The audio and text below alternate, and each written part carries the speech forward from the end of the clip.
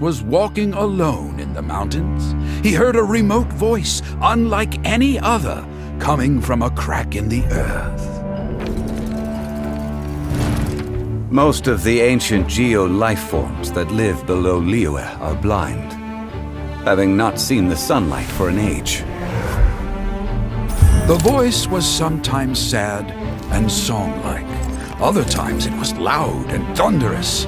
The Lord of Geo searched here and there before finally unearthing a strange stone from the bedrock. That's how Ashtaha was. I answered his wish and took him above ground. The Lord of Geo took pity on the rock spirit and carved it into a magnificent work of craftsmanship, a vivid representation of a dragon. I bestowed him with a pair of eyes to see the world and came to an agreement with him. With his fingers, he made 2 eyes. Quicker than words could tell, lightning flashed and thunder roared, and a living, breathing dragon soared into the clouds. I agreed to let him live among the people above ground, but if the day ever came when he brought ruin to order, he would once again be sealed in the dark.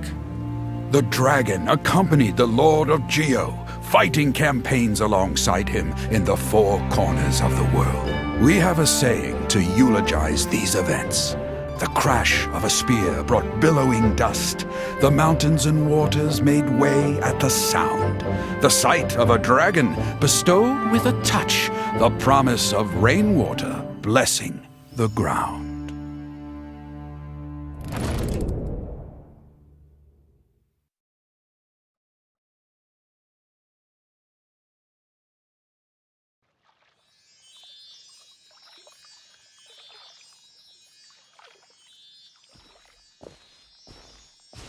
A 1,000 years ago, Ashtaha attacked the chasm. I tried to obstruct him, fighting him tooth and nail down the length and breadth of the mine. Finally, I brought him down and sealed him underground. During that battle, Dragonfall was born. Ashtaha could sense the stone. Subconsciously, he wanted to use it to find me. Despite being the victor, I could not claim to be stronger than he, and in his heart, he still retained an ounce of goodwill towards me, towards Liyue, towards life above ground. He was willing to be sealed away, but as the erosion set in, he forgot. Even I cannot avoid it, but there is something I understand. The greater the power, the greater the danger erosion may bring about.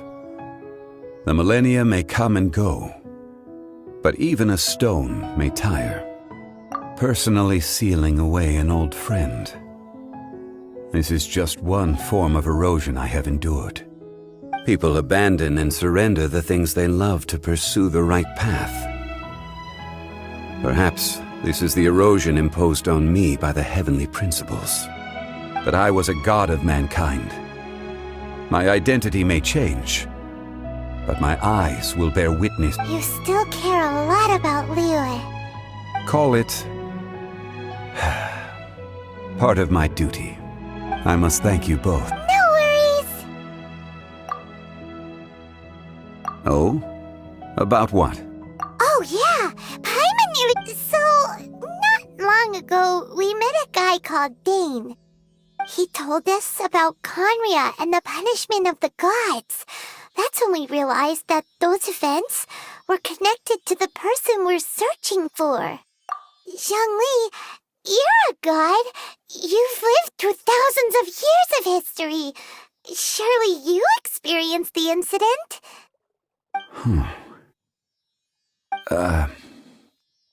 I cannot say. Why?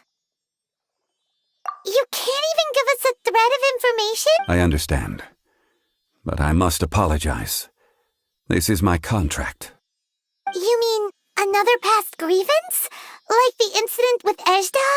Too painful to talk about? It was signed before it all began. I have always honored the contract, and kept my silence. How can you be like that? You two are friends to me. I can assure it brings me no pleasure to disappoint you. But as the god of contracts, I cannot go back on my word. Would you be ready to find out? It appears your understanding of this world continues to grow. There are many events of ages past, many secrets that lie hidden. They have been eroded by time, forgotten by the people, abandoned. But you are capable of finding them and bringing them into the light. Those who come to witness will witness.